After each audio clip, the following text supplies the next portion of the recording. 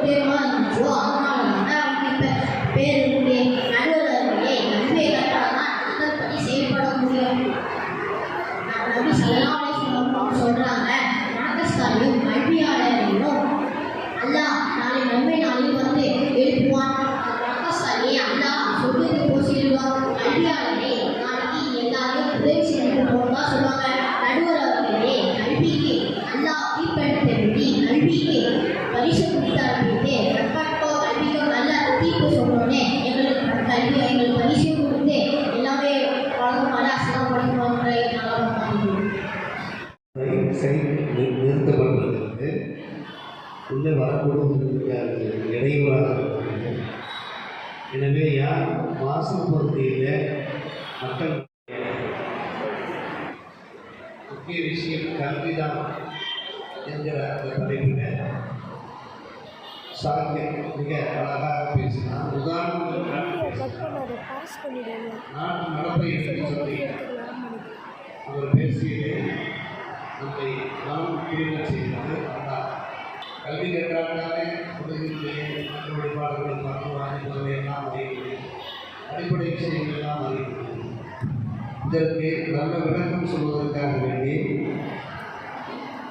இன்றைய சிறுவர்களிடம் அதிகம் அறிவிக்க வேண்டியது பண்பாடுதான் என்கிற தலைப்பில் உரையிருந்த நீடூர் நெய்வாசி பிஎன் நகர் முகமது சித்திக் அவர்களுடைய புதல்வர் முகமது யூசுப் அவர்கள்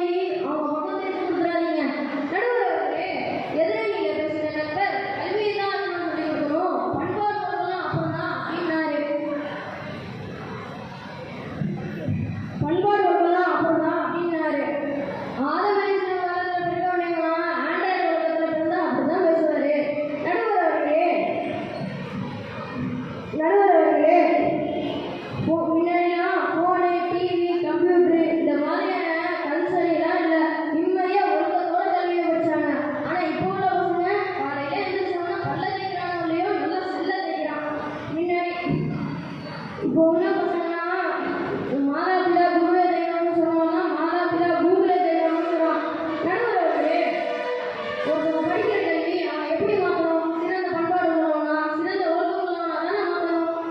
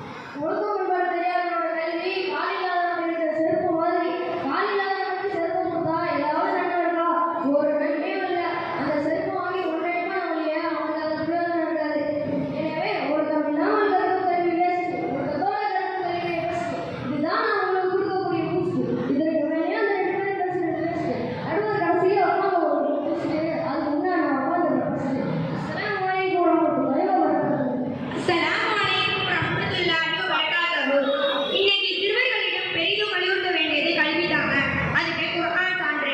அல்லாஹ் நபிகிட்ட வகுர் ரப்பி ஜித்னி இல்மா, கல்வி அதிகமாக கொடு என்று வலியுறுத்தி கேளுங்க அப்படின்னு சொல்றான். நடுவர்களே, இந்த இடத்துல நல்ல கவனிக்கணும்.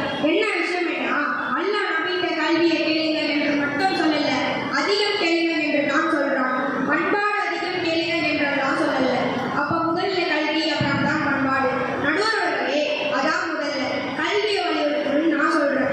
திருவள்ளுவர் தான் சொல்லுவார், கற்க கற்ற கற்பவை கற்ற பின் நிற்க அதற்கு தக. அதுக்கு விளக்கம் என்னன்னா, பிழை இல்லாதவற்றின் தனது குறைகள் நீக்கும் அளவோடு கற்றுக்கொள்ள வேண்டும். கற்ற பிறகு அதன்படி நடக்க வேண்டும். ஊர்ல சில பேர் சொல்லுவாங்க, ஒழுக்கம் இல்லாத கல்வி காகித போய் போல. காகித போல வாசனை இருக்குமா? இருக்காது. அது போல ஒழுக்கம் இல்லாத கல்வி எந்த ஒரு பிரயோஜனமும் இல்லை என்று சொல்லுவாங்க அப்படின்னு சொல்லுவாங்க.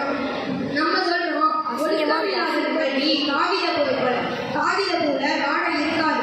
அது போல ஒழுக்கம் இல்லாத கல்வி எந்த ஒரு பிரயோஜனமும் இல்லை என்று சொல்லுவாங்க. கேட்க வேண்டியதுதான். நடுவர்களே, பண்பாடு அதிகம் வலியுறுத்தினா அவன் அப்பாவியாக தான் இருப்பான். எப்படின்னா, நம்மளை அடிக்கிறவனா இல்லாம பார்த்துக்கோ நம்ம சொல்லிட்டு போயிட்டா அதற்குரிய தீர்வு தேட மாட்டோம். ஆனா நம்ம கிட்ட கல்வி இருந்தா எந்த பதவியில இருந்து நம்மளுக்கு ஒரு பிரச்சனை எடுத்து தேவையான வழியை தேடலாம். அப்புறம் இன்னொரு சொன்னாரு, என்னன்னா யாருக்கு ஒழுக்கம் இல்லையோ அவருக்கு கல்வி இல்லை. இந்த வாக்கியத்தை அழகா மனப்பாடம் செஞ்சு அழகா சொல்லியிருக்காரு. அவர் சொன்ன ஒரு அந்த ஹதீஸு ஒழுக்கம் என்பது அவருக்கு தேவையான நாள்.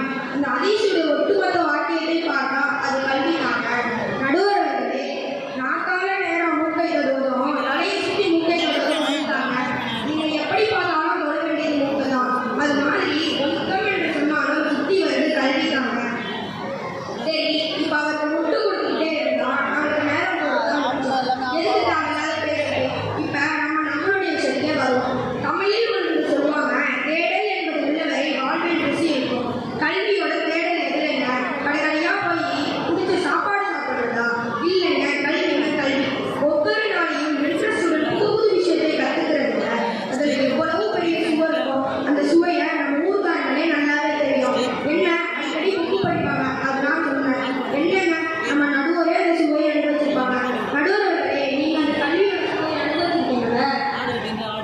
பண்பாடு அதிகம் வலியுறுத்தினா பண்பாடு என பேச வந்திருப்பவர்களுக்கு கல்வியோட சுவை எங்கு தெரிய போகுது?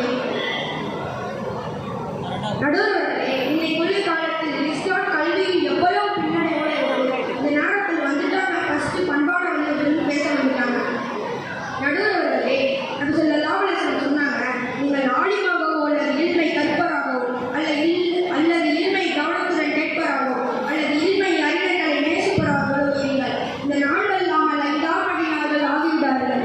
இல்லையெனில் நீங்கள் அழித்து போய்விடுவீர்கள். இல்லை அப்படின்னு சொன்னாங்க. இப்ப ஷார்ட்டா சொன்னா 5ஆம் நம்பரை அன்று உங்களுக்கே புரிஞ்சிருக்கும்.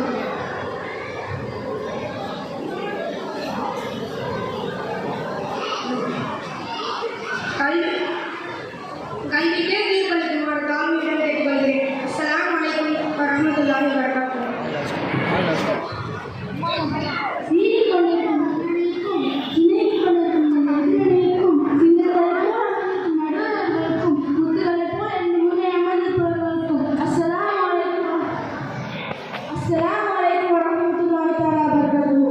முழு மனித சமுதாயத்தின் வெற்றிக்கும் உயர்வுக்கும் வளமான நலமான மன அமைதியான வாழ்விற்கும் முக்கிய வளமாக இருப்பது ஒழுக்கம் தான்.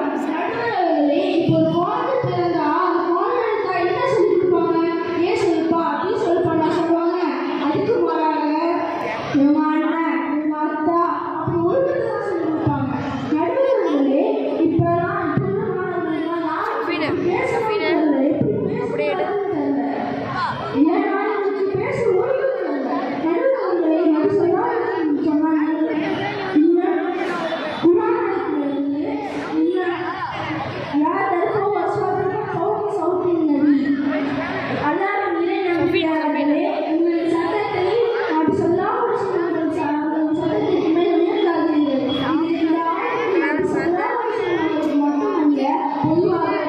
சஃபினா ஆட்டாது.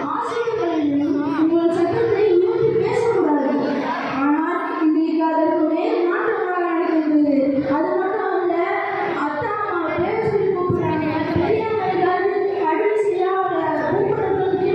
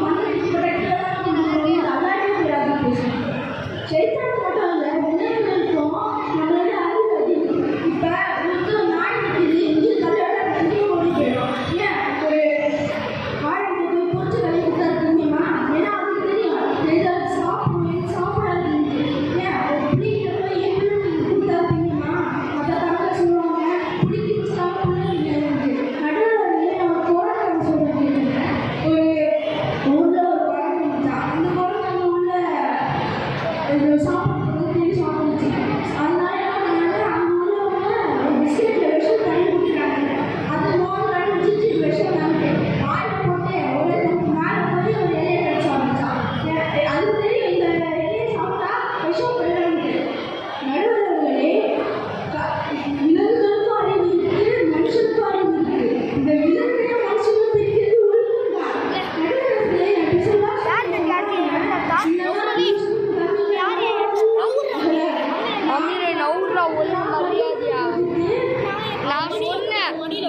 சொன்னேன் எந்திரான்னு கேட்கல.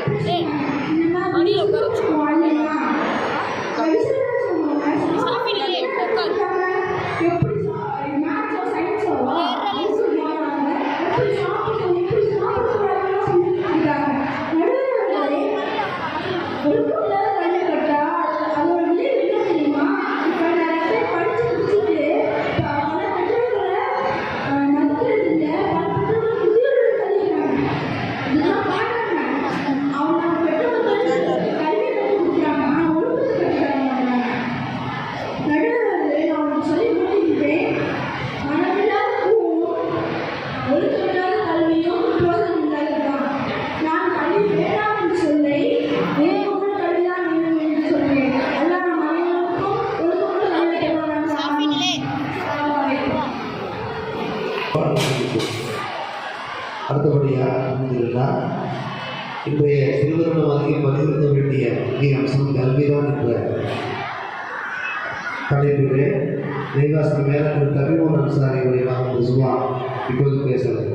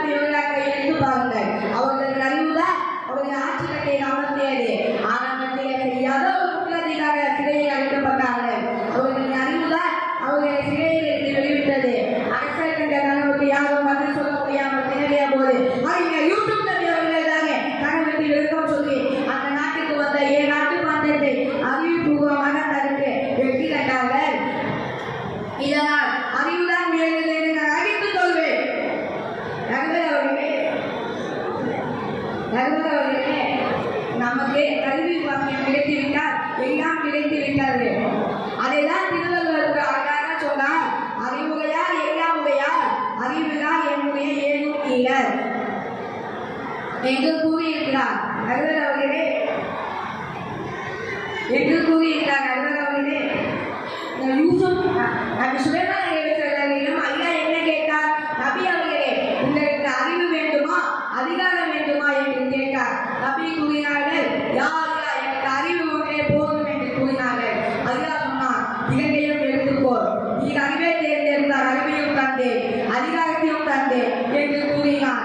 உலகத்தையே ஆட்சி செய்யும் மேல வாய்ப்பு எப்படி கிடைத்தது? கல்வியை தேர்ந்தெடுத்ததால் தானே.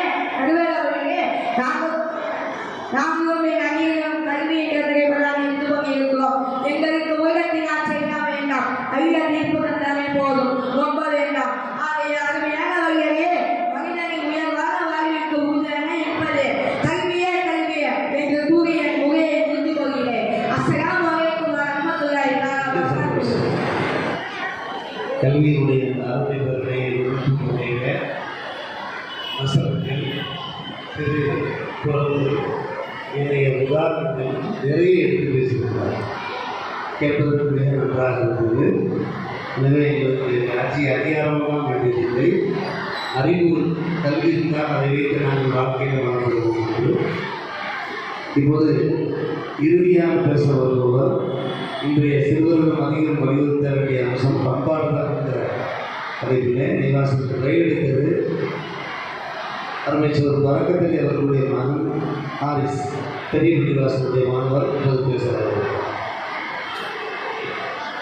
அஸ்ஸலாமு அலைக்கும் வரஹ்மத்துல்லாஹி வபரகாத்துஹு. நடுவர் அவர்களே, பணம் பற்றுவதில் மனித சமூகம் காட்டும் அக்கறையால் பண்பாடு காட்டில் பறக்க விடுகின்றன. இன்று மனித சமூகம் பண்பாடு பஞ்சம் கொண்டிருக்கின்றது. ஒரு மனிதன் மனிதனாக ஆகுவதற்கு முதலில் பண்பாடு தான் அவசியம். பண்பாடு இல்லாமல் போனால் என்ன நடக்கும்? இந்த 3 நபர்களை பார்த்துக் கொள்ளுங்கள். இவர்கள் இப்படித்தான் பேசுவார்கள். பண்பாடு இல்லாமல் பேசுகின்ற பேச்சும் செய்கின்ற செயலும் புண்படுத்தும். எதிரிகள் வந்து குர்ஆனில் முதல் வசனம் இக்ரம் என்று சொன்னார். ஆனால் அந்த பெருமானாரை அறிமுகப்படுத்தும் போது அல்லாஹ் நற்குணம் மிக்கவர் என்று பண்பாடை சொல்லி தான் அறிமுகப்படுத்தினார்கள். நடுவர் அவர்களே, இவ்வளவு ஏன் ரைசில் பஸ்ரின் வழி அவர்களுக்கு கல்விக்காக துவா செய்தார்கள் என்று நம் அனைவருக்கும் தெரியும். ஏன் செய்தார்கள்? ரைசில் பஸ்ரின் அவர்கள் பணிவிடை பண்பாடோடு பணிவிடை செய்தால் பெருமானாரின் அன்பான துவா கிடைத்தது. நடுவர் அவர்களே, ஒரு பிள்ளைக்கு புத்தகம் படித்து எழுதுகிற வகுப்பறையை விட தாய் தான் முதல் பள்ளிக்கூடம் என்பார்கள். ஏன்னா அந்த தாய் தான் பண்பாட்டை சொல்லித் தராங்க. நடுவர் அவர்களே, உங்களுக்கு ஒன்று தெரியுமா? இப்லீஸ் இருக்கானே, எல்லா மனதுக்காரர்களையும் ஆசிரியராக இருந்தான். ஏன் அவன் தியானத்தை சபிக்கப்பட்டவன் ஆக்கினான் தெரியுமா? அவனிடம் கல்வி இருந்தது, ஆனால் ஒழுக்கம் இல்லை. தலைநடத்தோடு அல்லாஹ் கட்டுப்பட வேண்டும் என்ற அந்த பண்பாட்டு இல்லாதனால் தியானவரை சபிக்கப்பட்டவனாக ஆகிவிட்டான். அதனால் தான் கல்வி மட்டும் இருந்தால் போதாது, எவ்வளவு கல்வி இருந்தாலும் பண்பாடு தான் முக்கியம். அதனால் தான் மக்களே நாங்கள் பண்பாட்டை பற்றி சொல்கின்றோம். குர்ஆன் முதலில் ஆங்கிலத்தில் மொழிபெயர்த்த பிரித்தான் அவர்கள் ஆங்கிலத்தினால் கௌரவப்பட்டார். பிரிட்டனின் முதல் பாடகராக விளங்கிய கெட் ஸ்டீவன்ஸ் என்பவர் தன்னை இஸ்லாத்தை பிணைத்துக் கொண்டு இந்த இஸ்லாமிய பண்பாடு தான் காரணம். அது மட்டுமா, எவ்வளவு பேர் இஸ்லாத்தை விரும்பி ஏற்பதற்கான காரணம் நம் பெருமானார் ஸல்லல்லாஹு அலைஹி வஸல்லம் அவர்கள் சொல்லி தந்த பண்பாடு தான். இதையே பெருமானார் ஸல்லல்லாஹு அலைஹி வஸல்லம் அவர்கள் மனிதர்களுடைய இடையே ஒழுக்கத்தை முழுமையாக தான் நான் வந்திருக்கின்றேன் என்று கூறினார்கள். நடுவர் அவர்களே, இன்றைக்கு பசி பஞ்சத்தை விட மிக அதிகமாக பண்பாடு பஞ்சம் தான் இருக்கின்றது. அதனால் நாங்கள் கல்வி கொடுக்க வேண்டாம் என்று சொல்லவில்லை, பண்பாட்டை கற்றுக் கொடுங்கள் என்று சொல்கிறோம்.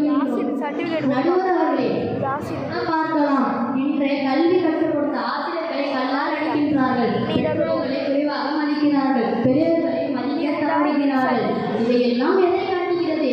அவன் கல்வி கற்றுக் கொண்டு இருக்கின்றான், பண்பாட்டை கற்றுக்கொள்ளவில்லை என்று தெளிவாக காட்டுகிறது. நடுவர் அவர்களே, பெருமானார் ஸல்லல்லாஹு அலைஹி வஸல்லம் அவர்கள் அனைவருடைய உள்ளத்தை எப்படி ஈர்த்தார்கள் என்று பார்த்தால் அதில் முதலிடத்தில் பண்பாடு தான் இருக்கின்றது. குப்பை கொட்டிய பெண்மணியை அரவணைத்து மன்னித்து அன்பான உயர்ந்த பண்பாட்டை பெருமானார் ஸல்லல்லாஹு அலைஹி வஸல்லம் அவர்கள் கற்றுக் கொடுத்தார்கள். இவ்வளவு ஏன்? எப்படி தூங்க வேண்டும், எப்படி சாப்பிட வேண்டும், எப்படி ஆடை அணிய வேண்டும், பெருமானார் ஸல்லல்லாஹு அலைஹி வஸல்லம் அவர்கள் கற்றுக் கொடுத்து பண்பாட்டை அடுக்கி வைத்தார்கள் என்று பெருமானார் ஸல்லல்லாஹு அலைஹி வஸல்லம் அவர்கள். அதனால் தான் நடுவர் அவர்களே, இந்த பிள்ளைகளுக்கு அதிகம் நாம் கல்வி கொடுப்பதற்கு முன்னால் பண்பாட்டை கற்றுக்கொள்ளுங்கள் என்று சொல்கின்றோம். இந்த சமூகம் பண்பாடு இல்லாமல் படும்பாடு பெரும்பாடு என்று நாம் ஒவ்வொரு நாளும் சந்தித்துக் கொண்டிருக்கின்றோம். ஒரு மனிதனுக்கு பண்பாடு தான் முக்கியம்.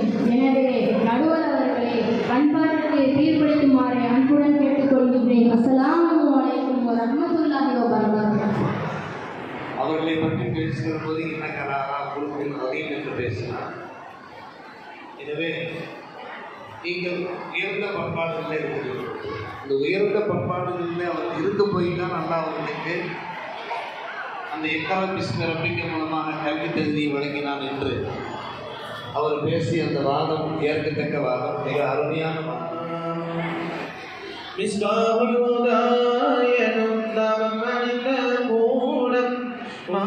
தோட்டத்தில் தூய விதையை தூவினீர், கல்வி விதையை தூவினீர். நீங்கள் கவனத்தில் வச்சுக்கோங்க.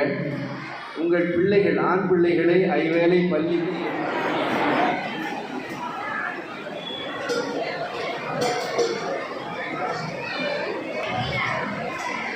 அல்ஹம்துலில்லாஹ்.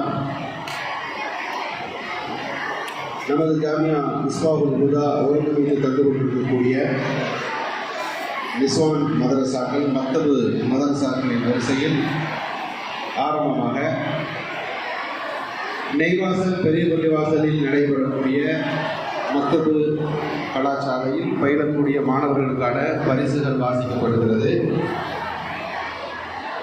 மாணவர் அப்துல்லா சர்னாம் அப்துல் கபூர் அவர்களுடைய மகன் பள்ளிவாசல் தெரு முதலாவது பரிசு. அப்துல் காதர் அவர்களின் மகன் முகமது இர்ஷாத், இவரும் பாடமறைக்கான சிறப்பு பரிசு பெறுகிறார். அஷ்ரப் அலி அவர்களின் மகன் முகமது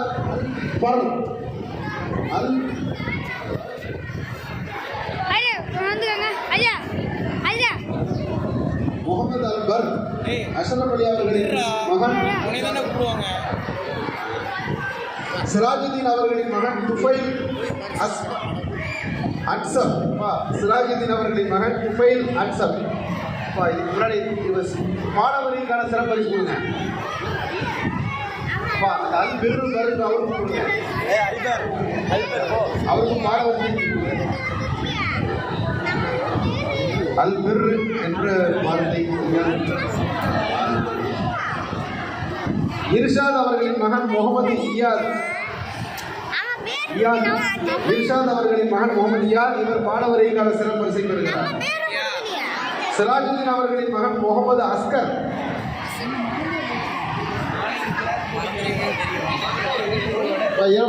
பாடவரைக்கான சிறப்பு பரிசு அஸ்கருக்கு 2 பரிசு. ஹசன் முகமது அவர்களின் மகன் முகமது அப்ரான். இமாமுதீன் அவர்களின் மகன் முகமது ரில்வான். ஜுபைர் அவர்களின் மகன் பாசிம். சஃபியுல்லா ஹஜ்ரத் அவர்களின் மகன் ஷா அகமது அமீன்.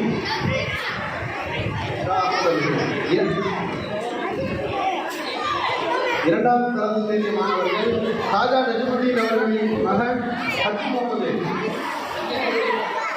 இரண்டாம் தரத்தில் தேறிய மாணவர்கள் இவர் பாடவரைக்கான சிறப்பு பரிசை அவர்களின் மகன் முகமது சஃபி. தொழுகைக்கான சிறப்பு பரிசு, பாடவரைக்கான சிறப்பு பரிசா அமீனுல்லா அவர்களின் மகன் அர்ஷத். முகமது சாதிக் அவர்களின் அர்ஷத் 2 பரிசு.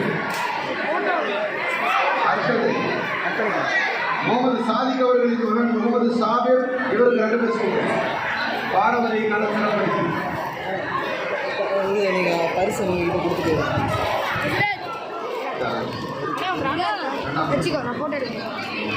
முகமது அக்சர் அவர்களின் மகன் முகமது அஸ்பர். இரண்டாம் தர தேர்மானவர்கள் முகமது அக்சர் அவர்களின் மகன் முகமது அஸ்பர், இவர் 2 பரிசு கொடுத்து பாடவரைக்கான சிறப்பு பரிசு. ரியாசுதீன் அவர்களின் மகன் முகமது சுஹைல். ஹசன் முகமது இவர்களின் மகன் முகமது இர்ஃபான். முகமது ஜர்கீஸ் இவர்களின் மகன் அமீர். சர்புதீன் இவர்களின் மகன் முகமது பிலால். சாவுல் அமீத் இவர்களின் மகன் முகமது பிலால் போறாரா? சாவுல் அமீத் அவர்களின் மகன் சஃபாத். சர்புதீன் இவர்களின் மகன் முகமது அனீஸ். மூன்றாம் தரத்தில் தெரிய மாணவியர் நாசர் அலி அவர்களின் மகன் அஸ்லம். இர்ஷாத் அவர்களின் மகன் ஹபீப். ஆறுதல் பரிசை பெறக்கூடிய மாணவர்கள் அதிகர் அலி அவர்களின் மகன் அஸ்லிஹா. ஃபஸ்லுல்லா அவர்கள் உஸ்தாத். அதிகர் அலி அவர்களின் மகன் அஸ்லிஹா.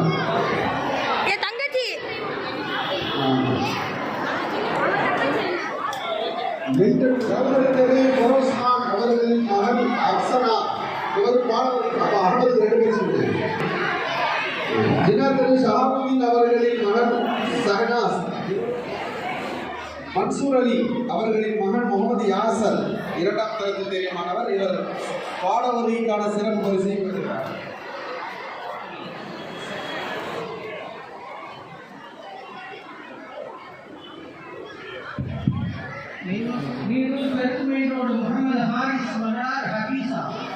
முகமது இஸ்மாயில் அவர்களுடைய மகனார் இத்ரீஸ் பெரிய பள்ளிவாசல். இப்போ பரக்கத் அலி அவர்களுடைய மகனார் ஹாரிஸ் பெரிய பள்ளிவாசல். சைஃபுல் அஸ்மான்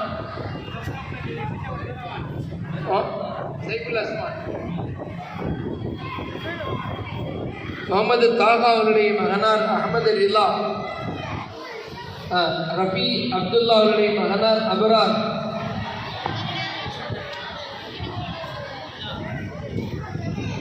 அடுத்து ஃபயாஸ் அஹமத்.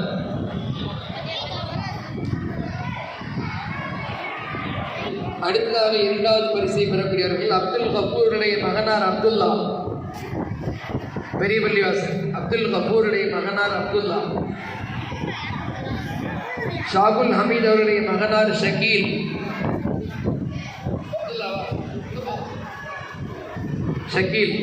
முகமது அலி அவருடைய மகனார் அஹ்மது.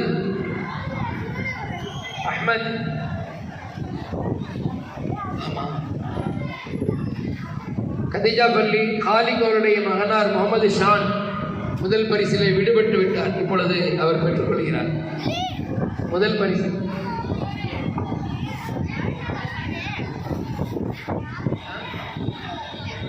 ஆமா,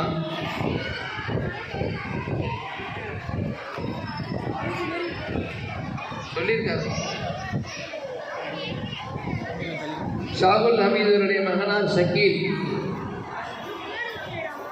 முகமது அலி அவருடைய மகனார் அஹ்மது. அஹ்மது யாருப்பா?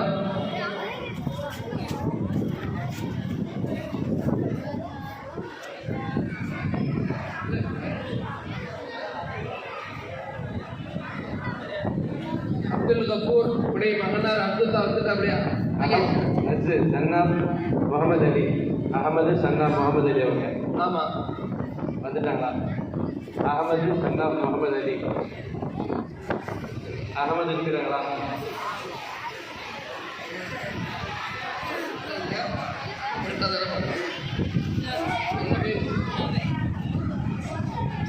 என்ன பேர்?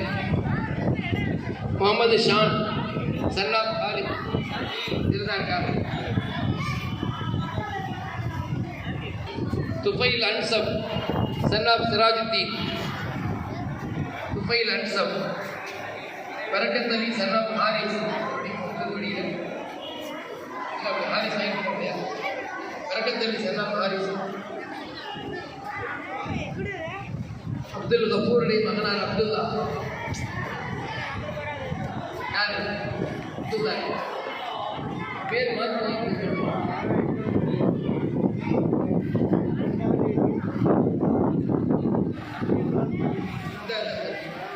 சிராஜுத்தீனுடைய மகனார் முகமது அஸ்கர். சிராஜுத்தீனுடைய மகனார் அஸ்கர். முகமது ரஃபீத்துடைய மகனார் ஷபீக்.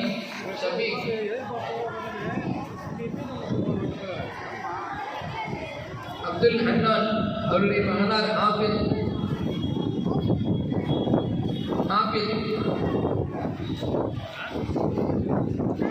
மர்சூக் அலி அவருடைய மகனார் ரிஃபாய். முகமது ரியாஸ் உடைய மகனார் ஐயான். ரியாவுத்தீன் மகனார் சபீருத்தீன். அப்துல் ரவுஃபுடைய மகனார் ராஷித்.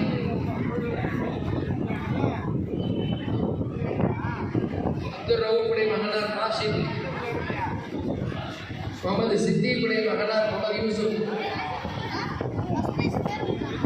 அம்ஜத் அலியுடைய மகனார் முகமது ராபி. ஷம்சுத்தீனுடைய மகனார் முகமது சுஹைல்.